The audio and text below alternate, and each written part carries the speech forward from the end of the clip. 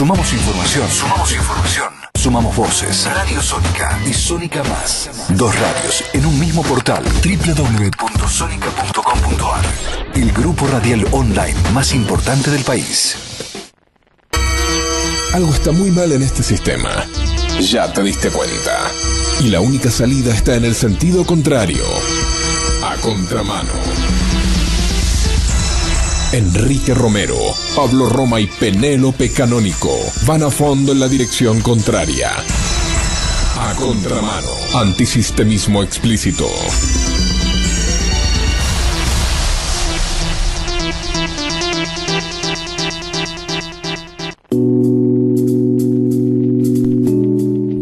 Buenas tardes, aquí estamos una vez más, pero esta vez en una edición especial. Esto no es solamente A Contramano, es un programa que hacemos en conjunto, A Contramano y Los Rossi. Como ustedes saben, Los Rossi es el programa que viene a continuación de A Contramano, así que si se quedan, van a escucharlos a Los Rossi después. ¿Cómo te va, Delfina? Muy bien, muchísimas gracias por invitarme a este programa especial. Así que vamos a estar 2 horas en Radio Sónica Más. Especialísimo por el invitado que tenemos.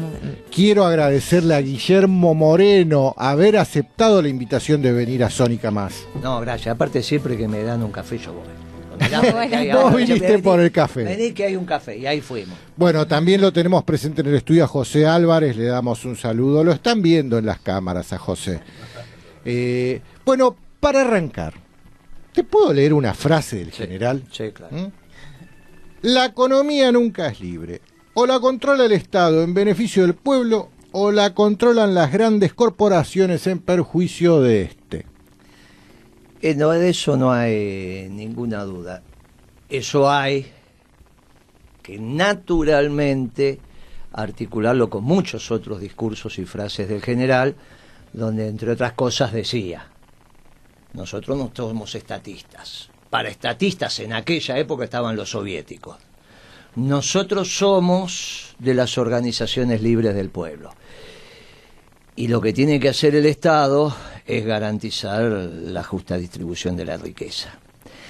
Digo porque la palabra control ahí después se desordena. Cuando el general habla del control, estamos de los espacios de regulación necesarios para garantizar la justa distribución del ingreso. Si no, se confunde con los soviets. Y nosotros confrontamos con los dos imperios, con los marxistas y con los liberales. Se terminaron unos y ahora con Trump se acaban de terminar los otros. ¿Qué quedó? Quedó el peronismo. Entonces, esto lo tenemos que poner en el justo término, si no se nos hace un lío bárbaro. Creo que fue claro. La pregunta es para mí, ¿qué se regula, cómo se regula? Y creo que lo que decís, Guillermo, de la era Trump es muy acertado, sobre todo porque estuvo reunido los ministros de Hacienda y de Finanzas del G20 en nuestro país estos días, y fue la primera vez que hay una conclusión del G20 en donde no se halaga al libre comercio tan fácilmente, ¿no? Sino que hay una redefinición de los términos de globalización. De eso no hay ninguna duda. Se da la paradoja de que hoy los que están intentando garantizar el libre comercio en el mundo es el Partido Comunista Chino. Por eso va Davos. Es insólito.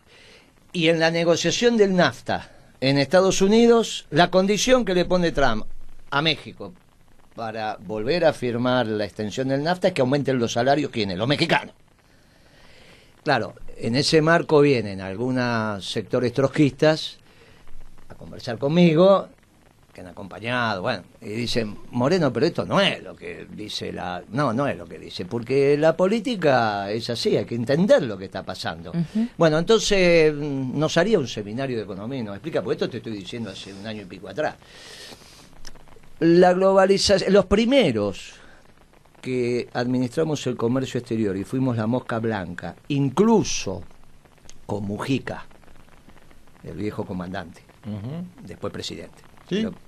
Pepe. Yo lo conocí de comandante. Sí. Me llamaba y me decía: ayer se reunió el Pepe con Lula en la frontera brasilero-uruguaya.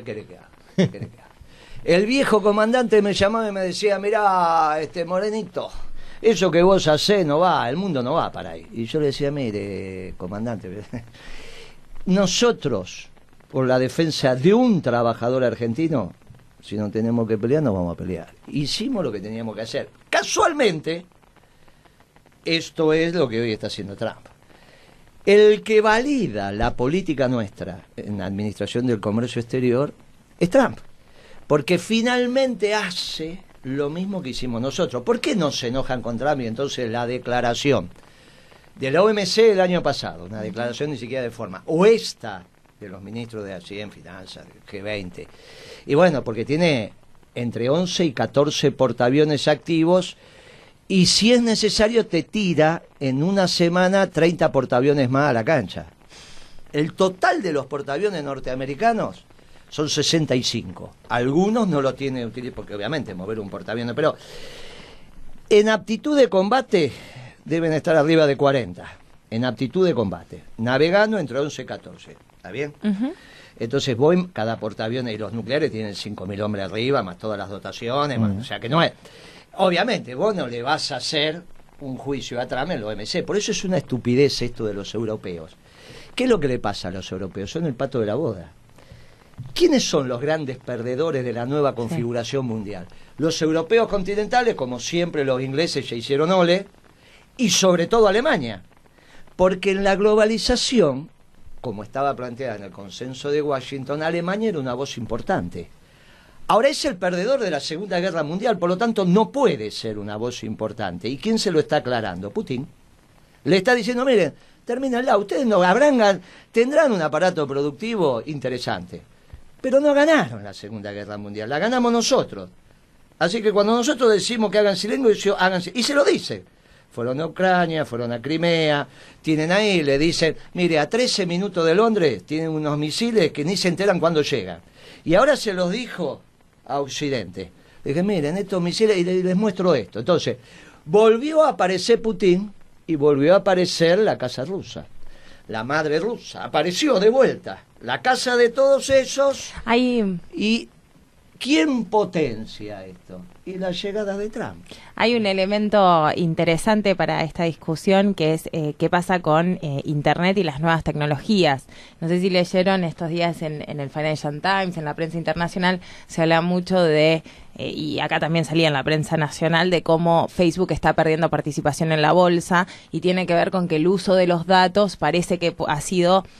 también usado por el espionaje ruso, sí, etcétera. La manipulación. Pero bueno, también el Congreso de los Estados Unidos dijo que con eso de la cosa rusa no hay ni una sola prueba. Pero lo interesante es pensar en todo esto, digo, dos elementos para poner en debate. Trump protege su industria, pero en realidad yo creo que está en una carrera contra China por la digitalización de la industria. ¿Quién se lleva la mayor digitalización? Y por el otro... le pide a las Big Five de Silicon Valley, ¿no? A Google, Facebook, Microsoft, Apple y me falta una, y Windows, puede ser, sí, claro, que se globalicen y que planteen otra globalización y ahí compiten contra Alibaba de China y al mismo tiempo Estados Unidos y el gobierno de Estados Unidos le dice a Facebook: tu problema es el problema de negocio basado en los datos y tenemos un problema de seguridad. Entonces es muy interesante cómo la nueva economía con Internet también se mezcla en la geopolítica y la estrategia y el poder, porque al final la información es poder. Ahí está, mira, tomo dos cosas, una que dijiste vos y otra que dijiste vos. Estamos hablando acá de poder, estamos hablando acá de portaaviones, de misiles y de guerra. ¿Me dejan leer una seguidilla de notas, de recortes de diarios? ¿Por qué no me dejas antes, un segundo nomás, ¿sí?, contestar un poco? Porque es muy interesante lo que dijo. Y nos vamos a ir de tema y después... Dale. Y está claro que acá hay dos generaciones claramente diferenciadas. Ella tiene hasta es menor que mi hija menor. Así que imagínate. 29 tengo, Guillermo. ¿En cuánto? 29. Por eso, sos menor que mi hija menor. Así que imagínate. Mi hija menor es del 83. Lo que dice Silvina, Delfina, perdón, es una definición de la nueva economía que naturalmente no suscribo. La economía se está articulando por la economía profunda, fierrera e industrial como se articuló en el siglo XX, en el siglo XIX y en el siglo XVIII con la Revolución Industrial. Y lo que está tipificando la nueva economía, entre comillas, que es la vieja economía, y por eso el presidente Trump, con 70 y pico de años, es quien tiene energía abundante y barata. Y no tiene China energía abundante y barata, se la tiene que comprar a Putin, y no tiene Alemania energía buena y barata, abundante y barata, y se la tiene que también comprar a Putin. ¿Quién tiene energía abundante y barata? Estados Unidos. Putin y Trump. Trump, a partir de acá, de algo extraordinario que hizo Bush, cuando asumió, Bush hijo, que dijo: el suministro energético norteamericano no puede depender de potencia extranjera. En 7 años, 6 años, el tipo estaba poniendo en explotación comercial el shale gas. Y ahí hicieron la tercera gran revolución dentro del sistema capitalista, que no es Internet. No es Internet. La tercera gran revolución del sistema capitalista es la revolución energética. La primera fue la industrial, la segunda fue la de los procesos y la tercera es la energética. ¿A qué llamamos los economistas fierreros, los viejos economistas, un proceso revolucionario dentro del sistema capitalista? Aquel que te permite bajar los costos primos. La revolución industrial bajó drásticamente los costos primos, no hay ninguna duda. Los costos primarios, ¿no? De producción. Sí, sí. Maslow, Taylor, etcétera. Bajaron no hay ninguna duda. Ahí tenés a Chaplin con tiempos modernos. Y la tercera gran revolución, y lo que ha generado la baja de los costos primos de todas las manufacturas en el mundo, incluido las materias primas, es la reducción del shale gas en términos competitivos. ¿Qué nos pasó a nosotros? ¿Por qué tuvimos que salir a administrar el comercio exterior? Que no es una virtud, fue un defecto. ¿Por qué Galucho me firmó con Chevron? Vaca muerta. Vos te vas a acordar en el Salón Blanco. Sí, me acuerdo. A 7,50 el millón de BTU. El millón de BTU en gas es la unidad de medida, 1 kilo, 1 metro, no importa. El millón de BTU. ¿Sabes cuánto se vendía en ese momento en Estados Unidos? ¿Cuánto? 2,50.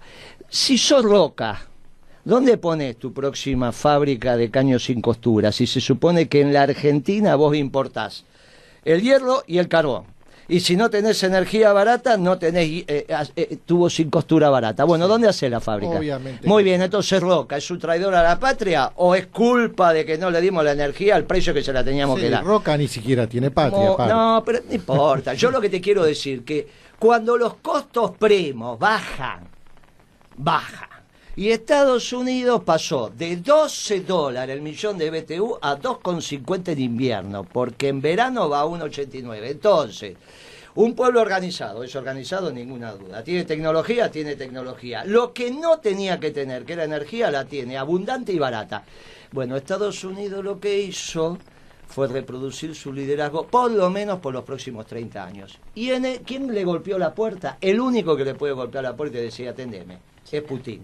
Es Putin, sí. Porque tiene el armamento nuclear necesario para que su voz se escuche, cosa, en términos de desarrollo misilístico y en términos de portaaviones, China no existe.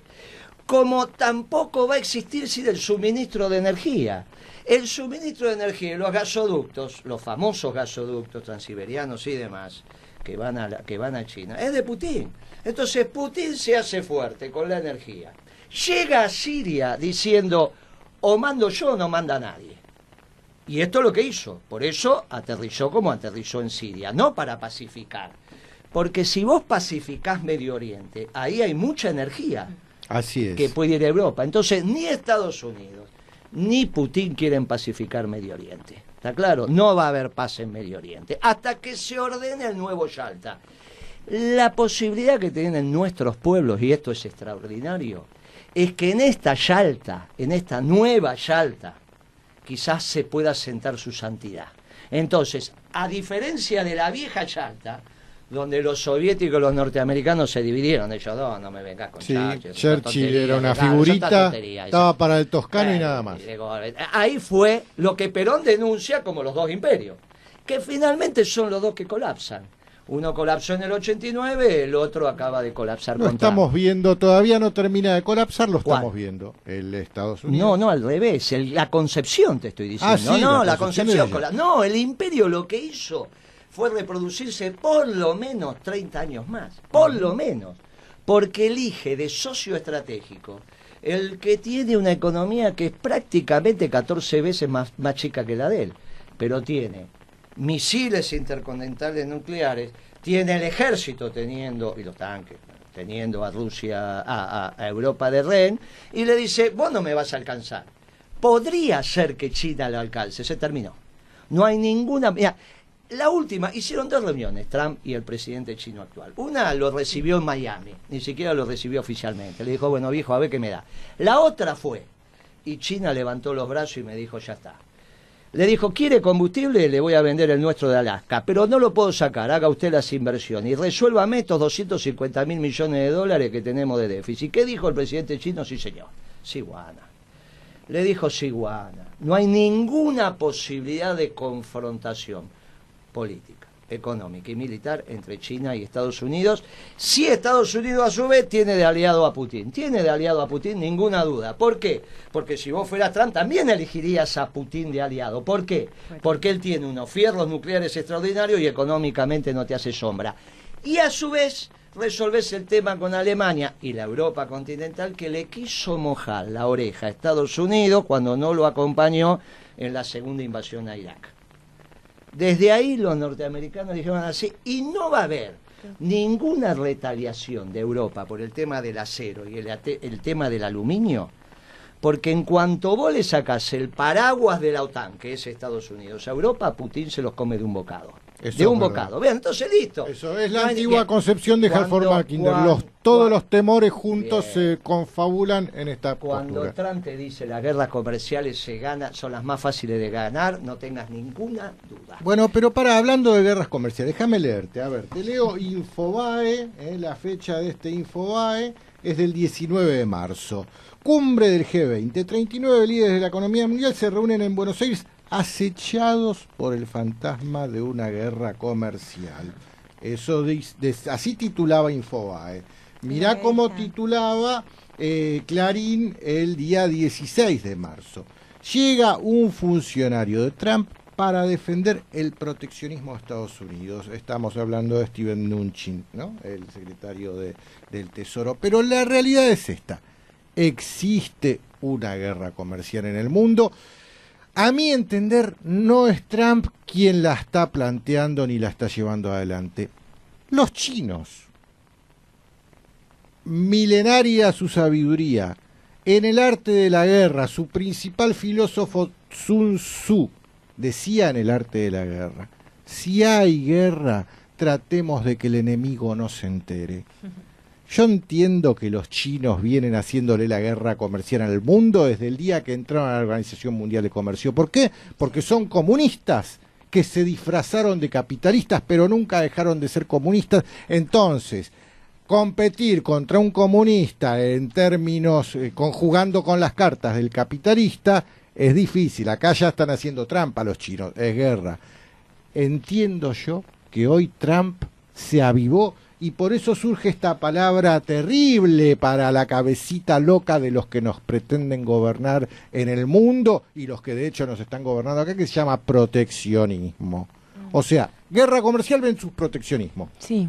A mí, yo comparto con lo que dice Guillermo, que el que genera este nuevo cambio es Donald Trump, no es los chinos. Pero para ligar las dos ideas que sí me parece fundamentales, es verdad que desde el 2008, de la crisis financiera internacional hasta ahora, los chinos utilizaron un vacío de definición política, yo creo, de Estados Unidos para intentar cambiar cierta hegemonía, ¿no? Dijeron, ay, vamos a hacer los emergentes, los BRICS, esto, lo otro. Llega Trump y les dice, bueno, acá se que terminó, el hegemónico soy yo. ¿No coincidís en esto? Que hubo una ventana de redefinición. No, yo creo que ahí, como siempre pasa, sí. El problema son los demócratas norteamericanos. El problema no son los republicanos. El problema, esto es histórico en el peronismo. Son un grano de culo los demócratas. Vos le preguntás a los chicos, sí. Mira, no lo voy a hacer ahora con ella porque es una falta de respeto y es una colega. Cuando digo chico, sos una colega, pero bueno, yo le digo a los chicos, díganme, Braden, ¿qué era? Entonces te dicen el embajador norteamericano. Bueno, muy bien, eso lo sabemos todos. Sí, ¿De qué partido? Te dicen republicano.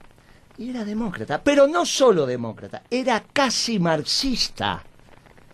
Braden era del ala progresista lo que ellos llaman liberal, pasado de liberal, que es casi marxista. Ese es el embajador que nosotros tuvimos acá, que fue el famoso Bradeno Perón. El problema de nosotros con Estados Unidos nunca fue con los republicanos, siempre fue con los demócratas. El problema lo tuvimos con Clinton y esa estupidez de la nueva economía, sí, que lo vino a terminar Bush.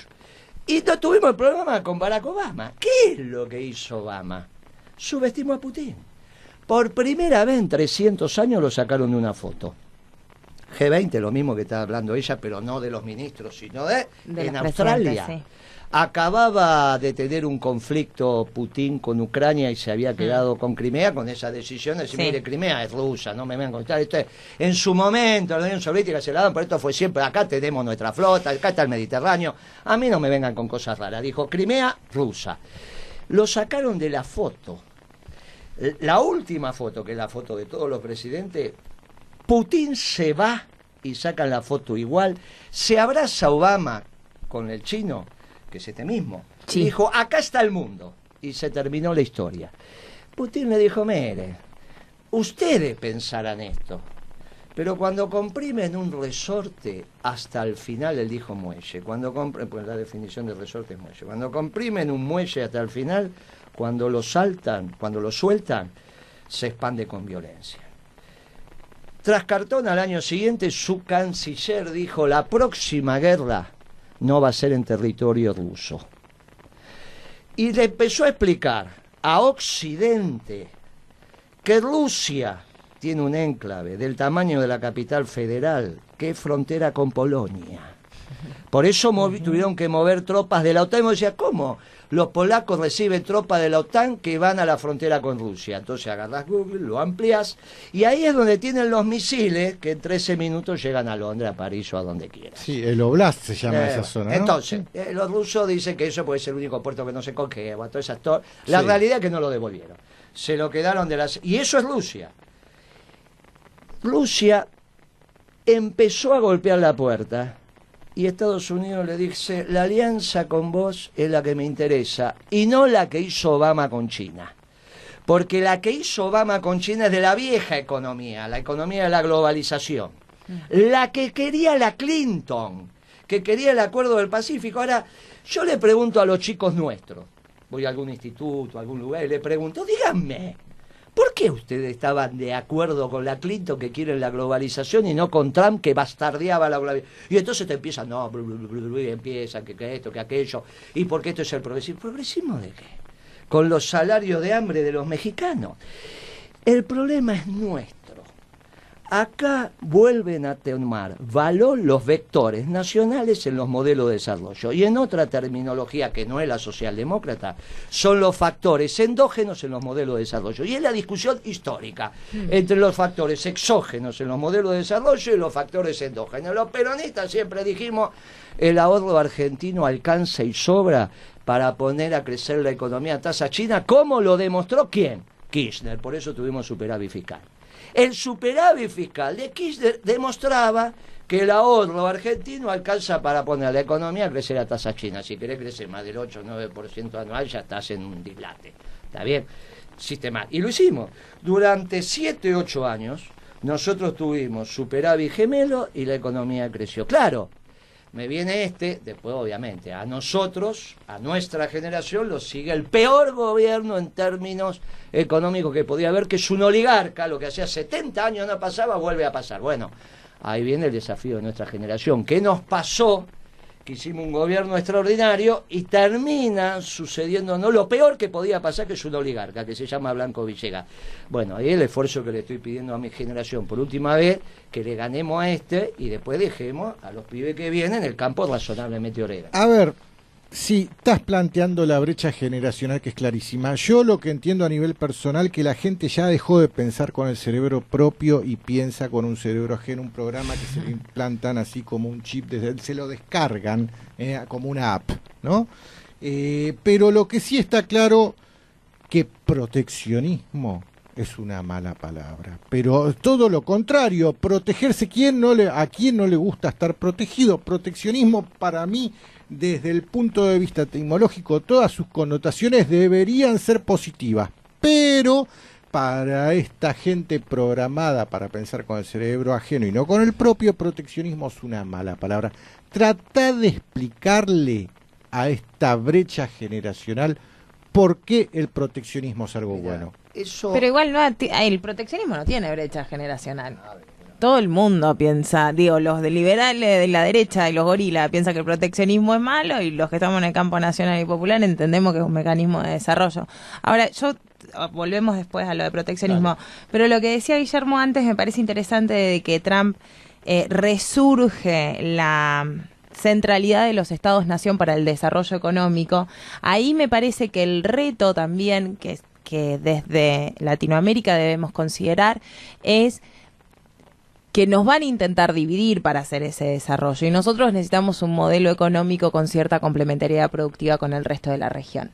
Y ahí lo interesante es pensar en modelos de integración desde América Latina con el centro de estados que impulsen el desarrollo nacional, pero integrados. No mirando a la Unión Europea, que yo creo que fracasa en esa cesión de competencias a una superestructura neoliberal y liga de pies y manos a los países del sur, pero tampoco quedándonos con que podemos hacer lo mismo que hace Donald Trump. Porque Trump, justamente lo decía Guillermo, tiene resuelto el tema energético, tiene resuelto la escala, tiene resuelto la colocación de productos, tiene resuelto un montón de cosas. Latinoamérica debería darse un debate más complejo de independencia económica, con aprovechando esta redefinición, yo le diría, de la globalización. No me queda claro que se haya acabado, aprovechando que surgen nuevos proteccionismos, pero entendiendo que la gestión del comercio internacional, la gestión del comercio exterior, la producción y todo, necesita de cierto grado de complementariedad productiva en la región latinoamericana. El primero, en el último lustro estoy hablando, obviamente, que vino a cuestionar el libre comercio cuando todavía Trump ni siquiera era una posibilidad, fue su santidad, en el discurso a los movimientos populares en Bolivia. Es verdad. Todos se quedaron con el Papa diciendo tierra, techo y trabajo, pero el Papa, lo más sustantivo de ese discurso, obviamente que tierra, techo y trabajo es una definición, pero lo más sustantivo fue, miren, ahora nos vienen con los acuerdos de libre comercio. Fue una definición extraordinaria de su santidad, extraordinaria. Y los recursos naturales. Sin embargo, vuelvo con este tema, de la misma manera que sectores socialdemócratas, porque como la compañera habló del campo nacional y popular, y yo conozco al peronismo, a mí cuando me hablan del campo nacional y popular, para mí es el peronismo, después me vienen con radicales, cosas que yo no entiendo nada de eso, ¿viste? Yo, la verdad que lo único que me falta es que este debate sí ideológico que tenemos con los socialdemócratas, me dijeron dos temas. Bueno, primero la confrontación histórica que me siguen desde la propia fuerza nuestra con su santidad. No había más que leer hasta hace poco tiempo en un diario que la presidenta suele reproducir y demás, había un personaje, Berbisky, que se la pasaba hablando mal de su santidad todo el tiempo, ¿no? Entonces, digo, mira, algo pasa acá. Entonces yo, obviamente, rescato la figura de su santidad en términos del discurso mundial que está haciendo, y el discurso mundial dice dos cosas. Que el mundo está en guerra, y es por intereses económicos. Después le agrega cuota, pero bueno, el mundo está en guerra por intereses económicos. También lo dijo Cristina eso, y también lo dijimos muchos otros.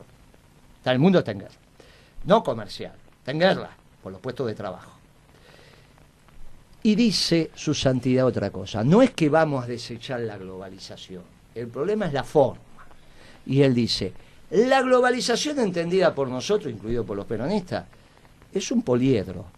Cada segmento del poliedro es un pueblo, unido con una doctrina de amor y paz al pueblo de al lado, y por eso la única que queda es el peronismo, que es una doctrina de amor y paz, y conforman el círculo que cuando vos lo alejás es un círculo y cuando lo acercás es un poliedro, porque están los segmentos.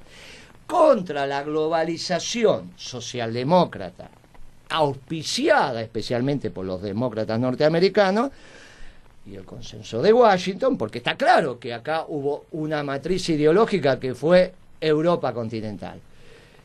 Aliada con los demócratas, conformaron conceptualmente el consenso de Washington, y sobre eso transitaron. De hecho, no es que los demócratas en el gobierno no auspiciaron el consenso de Washington y lo multiplicaron. En la última elección, la señora Clinton decía que quería firmar el acuerdo del Pacífico, que es lo que tomó Macri y por eso la recibió.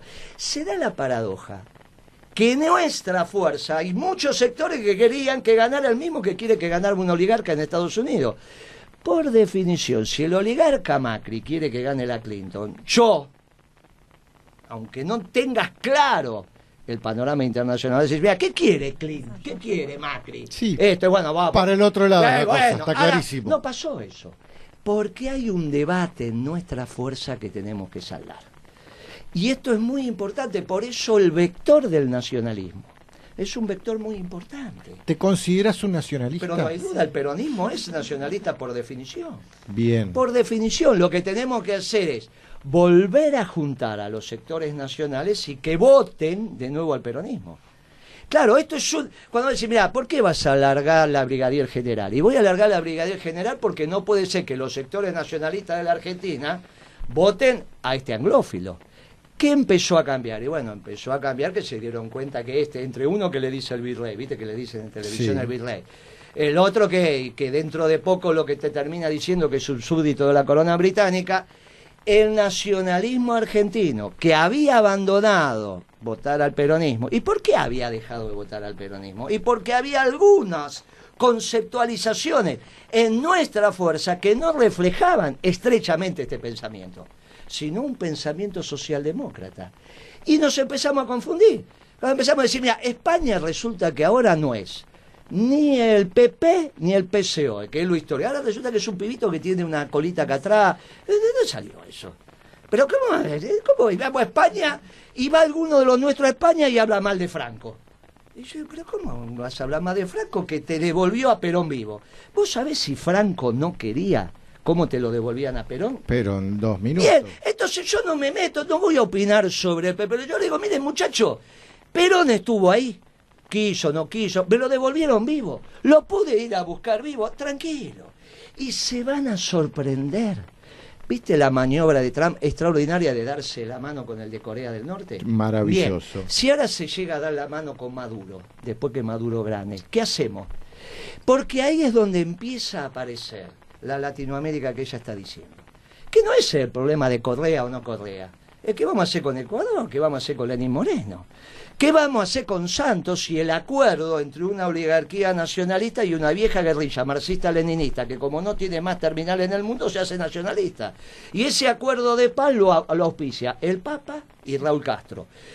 Si Maduro se da la mano, que me encantaría, ¿vos te imaginás lo que significa para Latinoamérica que esos dos grandotes se den una mano? Se den la mano y digamos, listo. ¿Y quién tiene que auspiciar eso? Y lo tiene que auspiciar Putin. Porque Putin banca, pero Venezuela es un problema, porque no es una economía. Entonces, ¿qué tenemos que hacer? No olvidemos que Venezuela es aliado de Rusia. Pero, bien, ¿quién banca a Venezuela? Putin. Sí, ¿Quién sí. tiene que auspiciar el acuerdo Maduro-Trump? Putin. Está clarísimo. Muy bien. Eso me cambia la configuración y empezamos de vuelta el eje Caracas, Bogotá, Buenos Aires, que es el eje histórico. Ese es el eje de Latinoamérica. El problema es que en el medio tenemos a Brasil. Y en Brasil no hay la expresión de un movimiento nacional. La verdad que no lo hay. Porque culturalmente son distintos los brasileños. Pero entonces analicemos, cuando vos me decís se encuentra Mujica con Lula, y yo digo, Sí. ¿cuál es la expresión de lo nacional ahí? Y no hay. Porque en realidad yo te pregunto, después de 12 años de gobierno del PT, ¿quién es el secretario general de la CGT de Brasil? Y no, ni sabe, ni hay. se sabe. ¿Y sabes qué me decían los empresarios brasileños que venían a negociar con nosotros? No. Pleno gobierno de Lula o de Dilma. No, nada de asambleas en mi fábrica. Gracias que los dejo en el estacionamiento. Y yo decía, pero ¿y el PT no le dice nada? No, ¿cómo le dice? Y la última reforma laboral fue con las manos del PT en Brasil. Porque lo que priva ahí, nos guste o no nos guste, es un pensamiento socialdemócrata. Entonces, el eje de los que nos vamos articulando es, no hay ninguna duda, el compañero Evo, si hay un gobierno nacionalista en Latinoamérica es Evo, ¿no? De eso no hay ninguna duda. Hay que ver cómo Ecuador recupera su moneda, hay que ver cómo hacemos el eje, este acuerdo de paz es extraordinario para Colombia. Sí. Y si Maduro logra, después de un triunfo rotundo que tiene que tener, estabilizar Venezuela y acuerda con Trump, porque si Trump se da una mano con el de Corea del Norte, ¿por qué no se va a dar la mano con Maduro? Ahí tenés toda la interna también de Estados Unidos, porque digamos que Trump es una cosa, lo que quiere hacer el Departamento de Defensa y el Pentágono con Venezuela es otra. Coincidimos. No, ¿Vos crees que Estados Unidos es un único uniforme? No, de ninguna manera. En relaciones internacionales vos sabés que es un edificio y todos te entran por la ventana. Ajá. No, de eso no hay ninguna... No, bueno, pero pensar que Trump no manda... No digo que no manda, digo que hay otros intereses. No, pero está claro, pero los intereses del complejo industrial militar son los intereses de Trump. No hay ninguna duda. Si algunos intereses no son los de Trump, son los de Wall Street. Es al revés. Por eso, el complejo militar industrial, eso es Trump. Y Trump se lo está resolviendo. Y los de Silicon Valley que tampoco los tienen. Bueno, por eso está... Bueno, por eso... Pero es que Silicon Valley está más asociado al Partido Demócrata. Claro, y también Silicon Valley. Pero ya que estamos la nueva hablando... economía. Bueno, porque esa nueva economía que yo la empecé a escuchar acá en los 90. Hasta había programas de televisión y de radio que se llamaban la nueva economía. Yo no sé qué pasó con... Uno de esos periodistas era este que ahora está en Radio Mitre con este a la mañana, con Longobardi.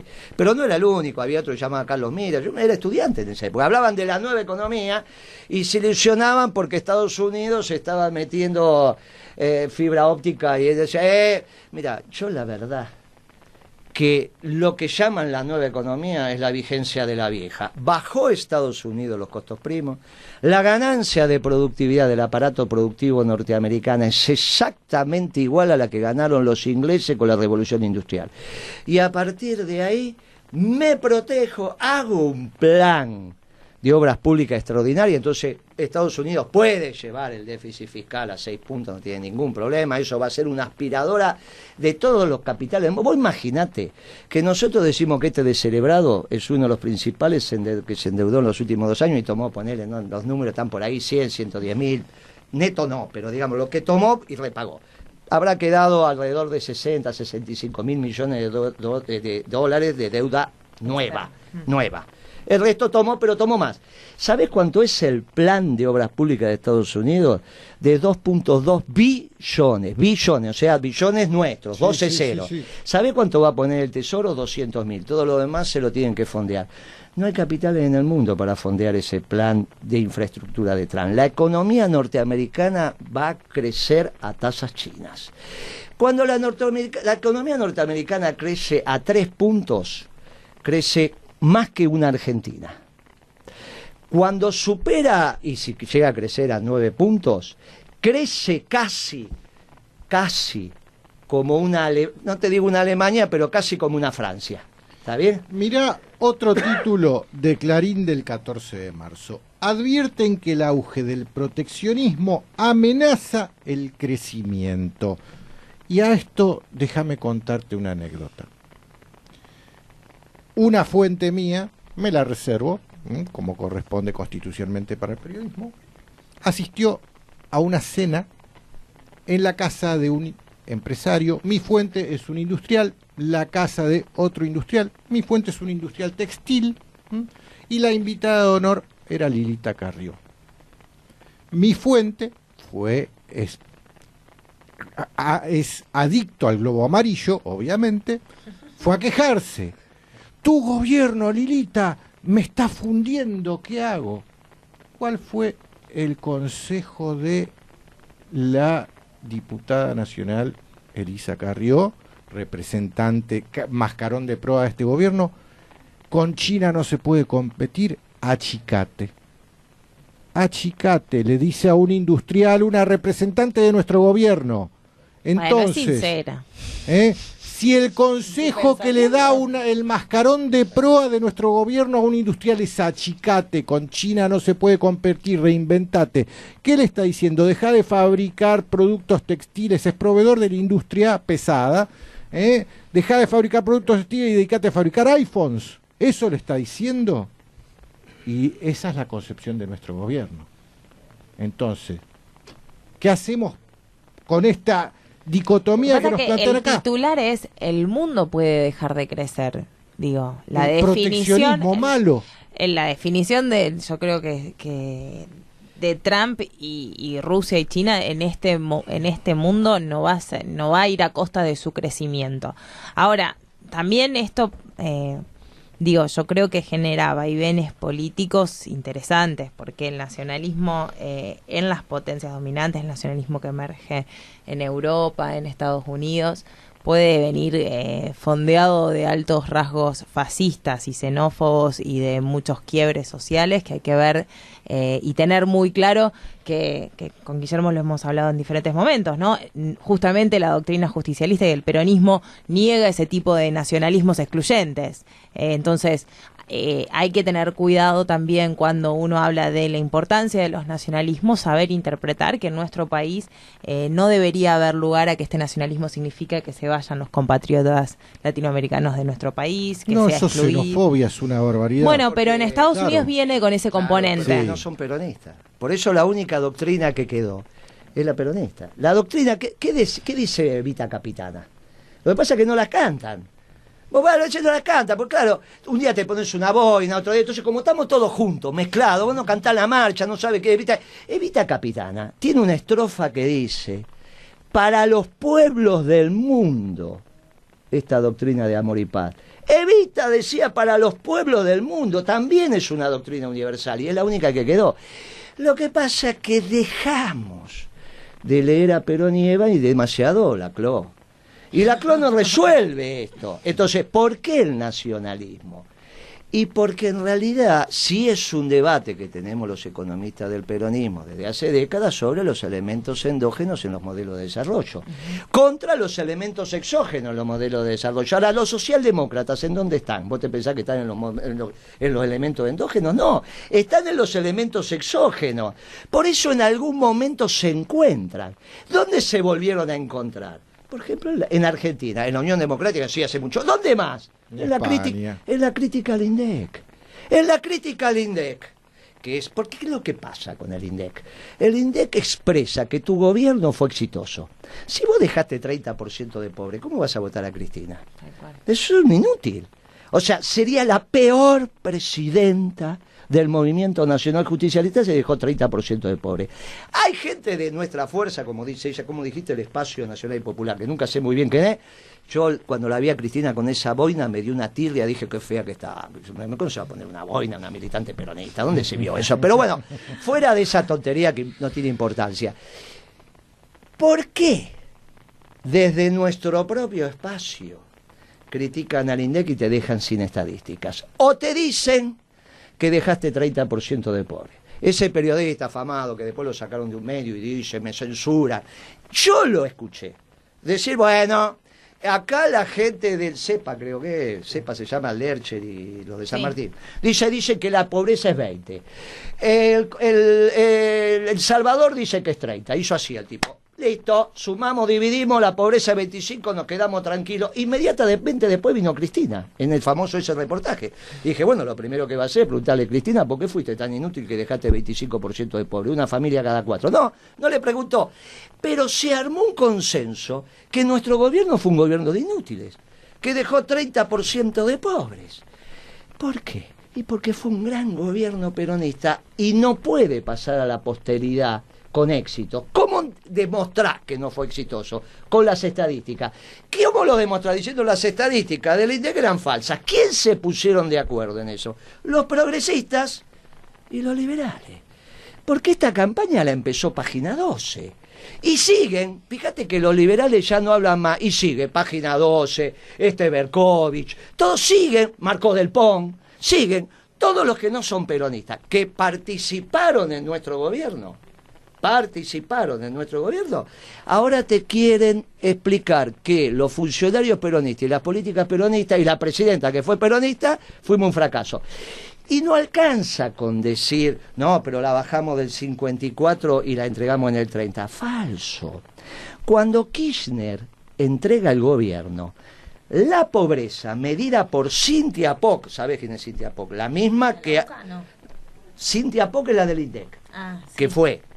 Esa fue la última medición de pobreza que hizo Cynthia Poc. Después no estuvo más como directora de la EPH, pasó a estar con Mari, y vuelve con Macri. Sí, que después y ahora renunció. se renunció. Muy bien.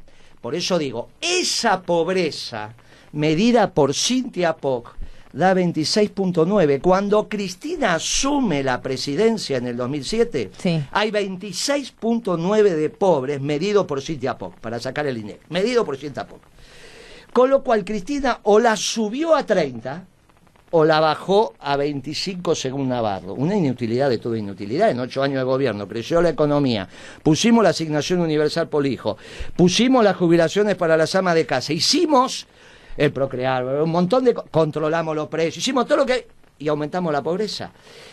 Esto, la progresía nuestra, también se sumó, porque no quiere el éxito del peronismo, no quiere el éxito de los funcionarios peronistas y de un gobierno peronista, para que los hijos de ella no le puedan decir, abuela, ¿cómo vos decís que Cristina fue buena? Mira qué inútil, 30% de pobre. Bueno, ya que sacaste este tema ¿viste cómo del se INDEC, Yo tengo una anécdota. Tengo suegros que son medios gorilas. Entonces los domingos a veces cuando vamos a comer a la casa de ellos es muy divertido. Y el otro día discutiendo, viven en Bursaco y me terminaron reconociendo que la casa la hicieron con un plan Evita. Así que dije, ¿vieron? Ahí están los éxitos. El Perón nunca hizo nada, no sé qué. Ahí el plan Evita y la Pero casa no donde siguen yo te viviendo. doy un consejo Mirá. de viejo y de suegro, ya no te pelees con tu suegro. No me peleo. Vos te tenés que llevar sonrío bien. mucho. Evita lo que hacía era unir la familia. Sí. Es lo más importante, llévate bien, habla de otras cosas. ¿Para qué va? Llévate bien con tu suegra. Tenemos que unir, porque lo nuestro es una doctrina de amor. Y es una doctrina donde vos persuadís, no imponés. Pero me dio mucho amor. sobre todo, porque entramos por las vísceras y no entramos por la razón. Y eso también es conocimiento. El conocimiento no es solo el conocimiento científico. Por eso dice, ¿qué pasó con nosotros? Y bueno, quizá... ¿Viste? Nos faltó enamorar. ¿Viste? Nosotros lo empezamos a decir eso. ¿Viste? Yo soy de una generación, y se lo dije el otro día en el programa que estaba vos. A vos te decían ser concejal y vos decías, no, yo estoy por hacer la revolución. ¿Qué me venís con esa tontería de ser concejal? Y ahora se mata. Entonces, esta historia hay que cambiarla. En el peronismo, el cargo más importante es ser secretario general de la unidad básica de tu barrio elegido por los vecinos. Y ahora resulta que eso no tiene importancia. Bueno, hay que dar vuelta a todo eso. ¿Sabes por qué no tiene importancia? Porque es la penetración desde la superestructura sobre las bases. Y esa es una concepción soviética. No es una concepción peronista. ¿Qué querés que te diga? No, nos vienen a bajar línea. ¿Quién va a venir a bajar línea? Si yo soy como Facundo Cabral, volá bajito que ahí está la verdad.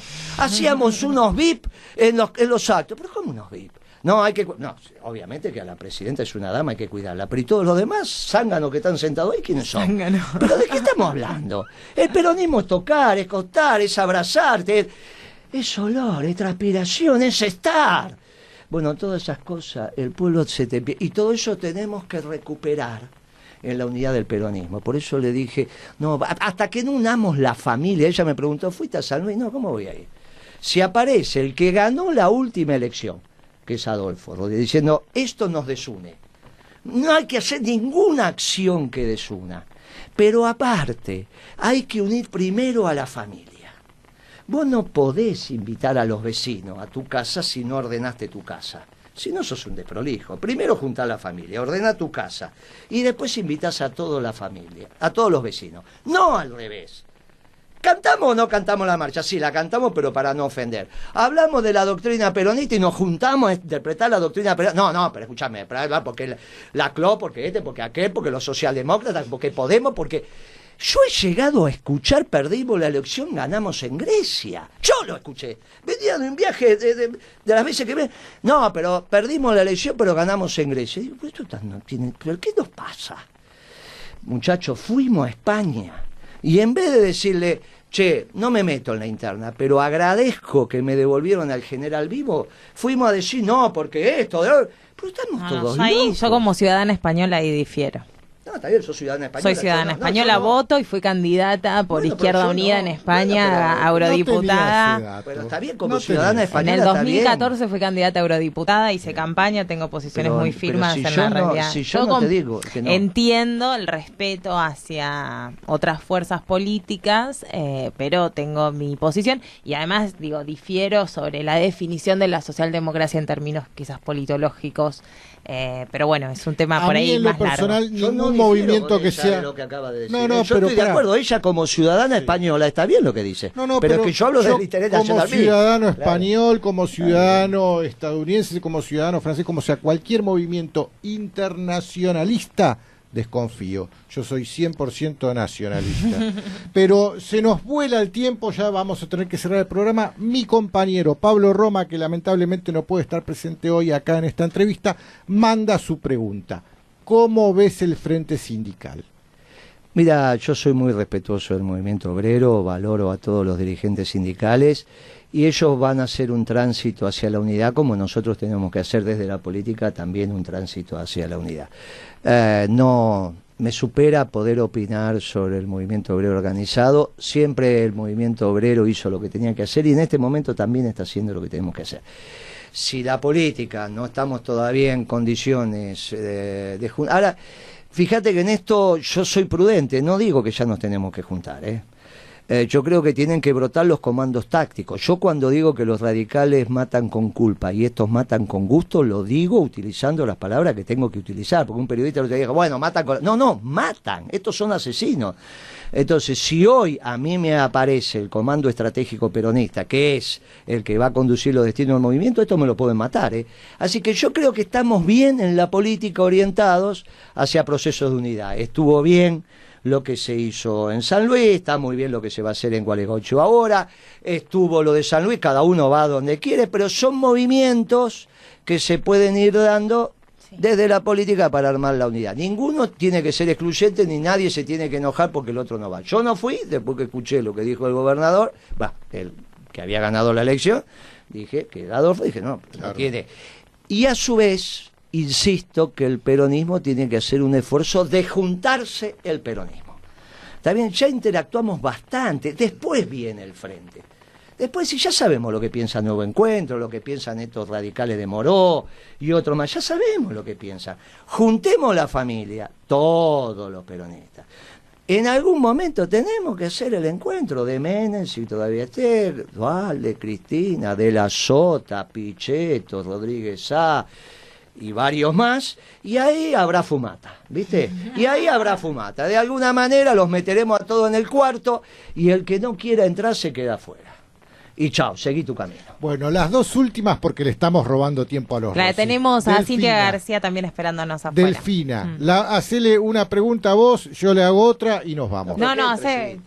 Decirle que entre Cintia García. La que reclama, te hago yo, la que reclama la audiencia a todos los que nos siguen y los que nos escuchan. ¿Sabías vos?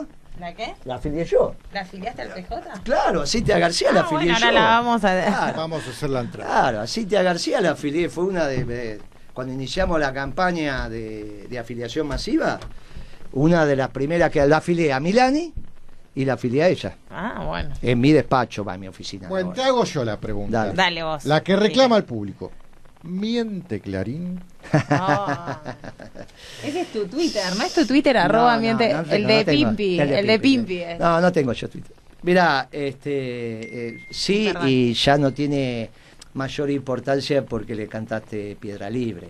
Por eso la batalla con Clarín no la perdimos. Por más que ahora digan, no, pero ustedes la perdieron. No la perdimos porque todos saben que en realidad miente. Entonces no la perdimos. Más, ellos me hacen un juicio por el tema del merchandising, donde ahora está apelado, pero donde lo que quieren ellos que quede definido por la justicia es que decir Clarín miente es un delito. Por eso están en el juicio. Todos los fiscales en ese juicio dijeron que no era delito hacer globos Clarín miente.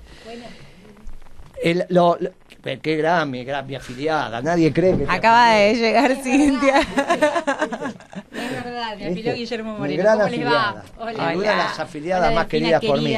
Hola Cintia, gracias por sumarte a esta super mesa que estamos haciendo. Ya se nos fue el horario. Vamos a cerrar a contramano y vamos a abrir los Rossi.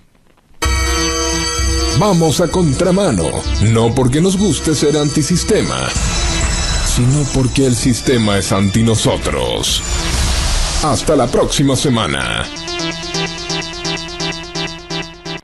Desde www.sonica.com.ar transmite Sónica Más.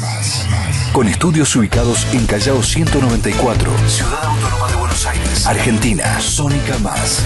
Más radio. Una nueva hora comienza en Argentina. Son las 2 de la tarde. Estás escuchando Los Rossi, tu programa político.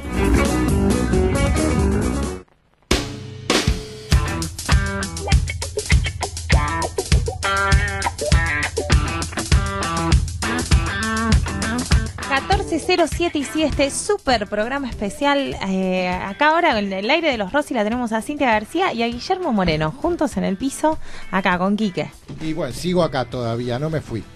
Y Juanma, buenas tardes. Buenas tardes, una mesaza diría Mirta. Chicos, por favor. Una es buena necesario, tarde. Juanma, Y es necesario. Hay que poder resignificar ciertas cosas y eso no estaría mal, digamos. Es en la mesa de política, en la mesa de familia se habla de política y acá estamos hablando de política. Muy bien.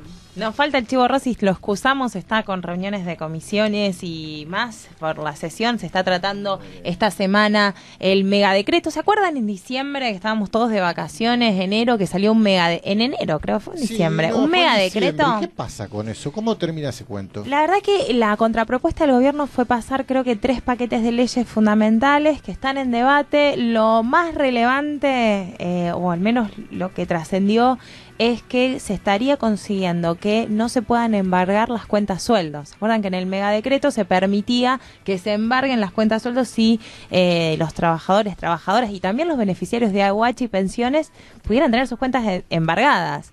Por ejemplo, cuando no puedan empezar a pagar los créditos. Al mismo tiempo que el gobierno fomentaba el crédito Argenta, se fomentaba el crédito y que se puedan endeudar los préstamos, y ponía el gobierno también que se embarguen estas cuentas. Pareciera que se va a tirar atrás el gobierno y es una de las concesiones que estaría dando el gobierno de Macri. Sí, pero ayer hubo un reportaje muy interesante de Pichetto en televisión, que no aparece mucho, ¿no?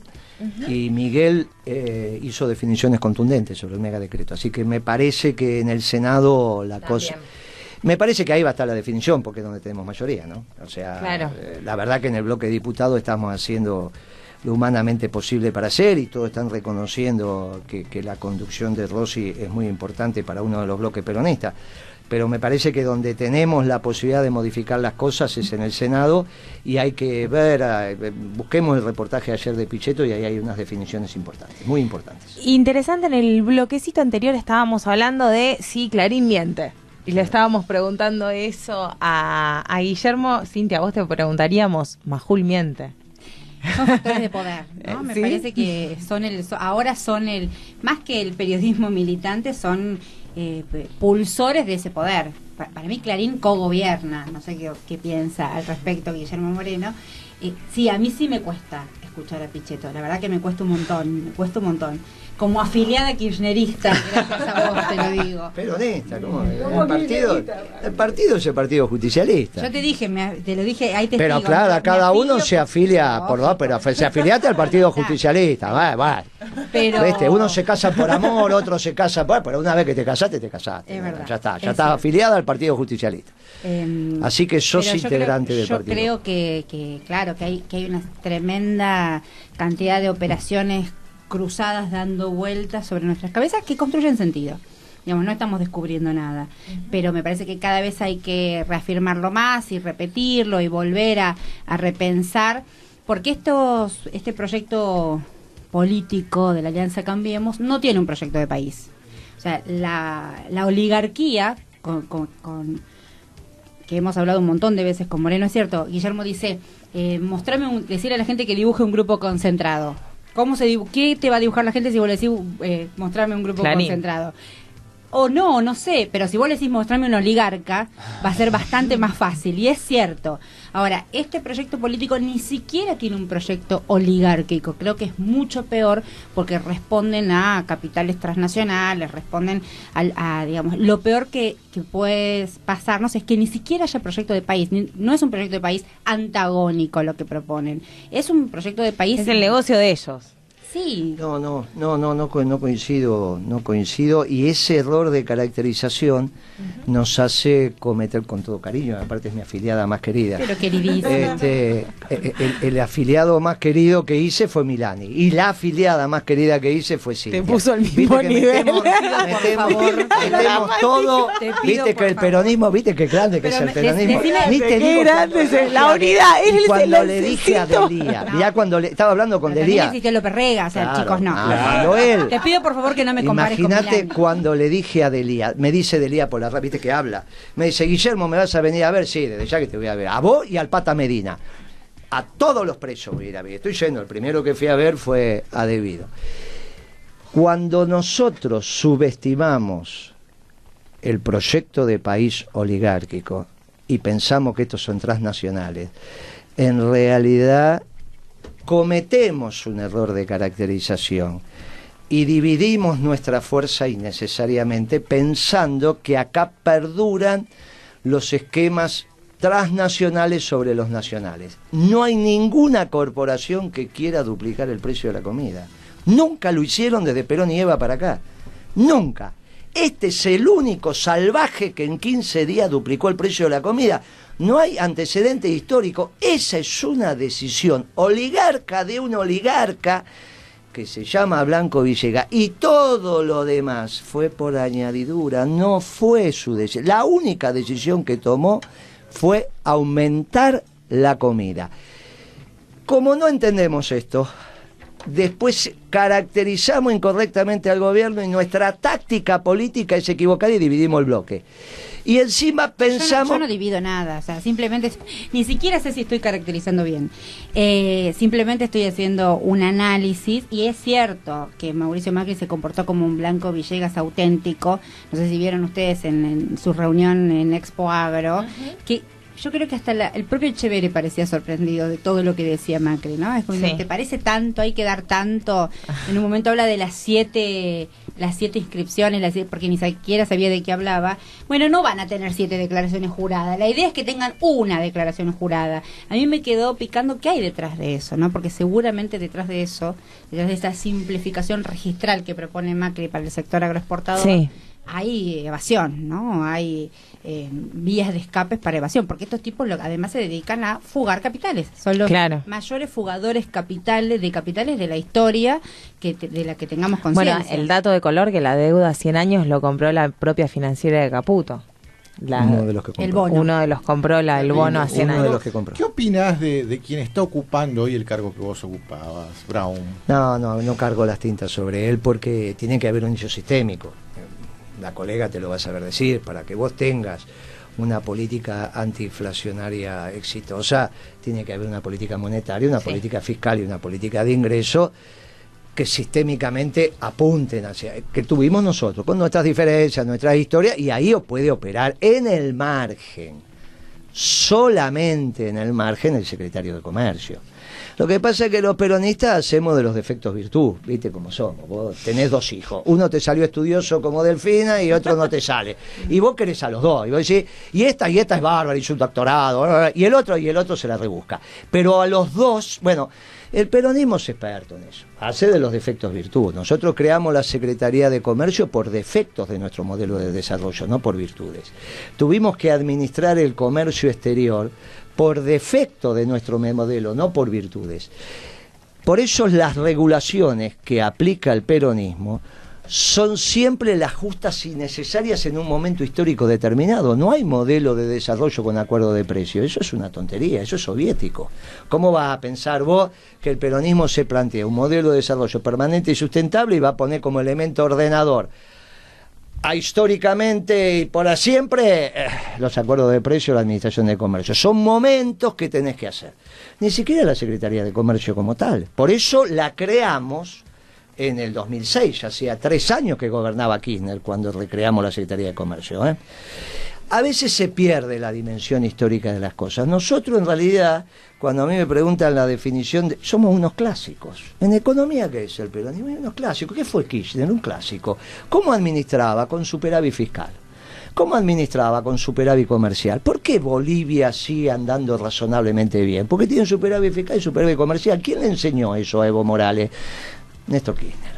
¿Quién estaba en esa reunión cuando uno de los que estaba era yo? Le dijo, y ahora, y nene, no te quedes sin pesos, siempre recaudar más de lo que gastas, no te quedes sin dólares, siempre vende más de lo que compras. Mira qué fácil, Evo todavía lo sigue haciendo. Es fácil. Eso significa priorizar el ahorro argentino sobre el ahorro externo. Por eso nosotros no somos tomadores de deuda, salvo que sea indispensable, tampoco negamos. Y por eso decimos que las deudas están para pagarse, no decimos no vamos a pagar la deuda. Kirchner salía y decía, déjennos crecer que vamos a pagar, no que no voy a pagar, vengo acá a decirle que no voy a pagar, no, vamos a pagar. Los muertos no pagan, déjenme crecer y pagamos. Pagamos religiosamente hasta el último día que estuvo Cristina en el gobierno. No sé de dónde salió esa tontería que no hay que pagar. Dice que no hay más la ley de la partida doble, entonces hay activos y hay pasivos. Es una economía clásica la economía peronista, por eso hay que leerlo a Perón, hay que leer la comunidad organizada, hay que entender el rol del Estado. Perón fue muy clarito sobre el rol del Estado. ¿Está bien? Hay muchas cosas que el peronismo no sabemos. Por ejemplo, Cintia puede dar una clase sobre matrimonio igualitario. ¿No? Los peronistas no sabíamos nada de eso. Ahora, sobre el rol del Estado en la economía lo sabemos todo. Perón se cansó de escribir, o sea que no hay que rediscutirlo, ni repensarlo, ni leer a nadie. Hay que leer a Perón. Y Perón tiene clarito lo que te dice que tiene que hacer el Estado. Tomás mate, Guillermo. Ahí va. Son las 14:17 en el programa de los Rossi, tenemos muchos temas para hablar. Vamos a dejar acá el tema de economía, si te parece, para poder darle lugar justamente a todas las otras cosas que nos quedan pendientes en el programa de las Rossi. También vamos a hablar con los trabajadores despedidos de Fansul, de Fabricaciones Militares, y vamos a ver si lo conseguimos sacar al aire al Chivo Rossi de su despacho. ¿Te podemos despedir? Dalo, desde ya que sí, por eso vamos viendo que nos estamos yendo. Nos vamos los que fuimos invitados al programa anterior, así que muchas gracias por Muchísimas gracias por haberte quedado a los Rossi. Le mandás un beso grande a tu papi. Gracias. Y un beso grande a mi afiliada. Sí, gracias. Que tengan un éxito. Y un gracias, Quique, por compartir este momento con nosotros. Gracias a mis colegas de los Rossi. Somos la continuidad de Sónica Más, así que esta radio está creciendo cada vez más. Muchísimo. Los programas son cada vez mejor. Los invitados son cada vez más importantes. Ahí vamos. Mira el invitado que tuvimos hoy. Y la invitada que tengo ahora. También. No hay ninguna duda. Todo un lujo. Vamos con un poquito de música.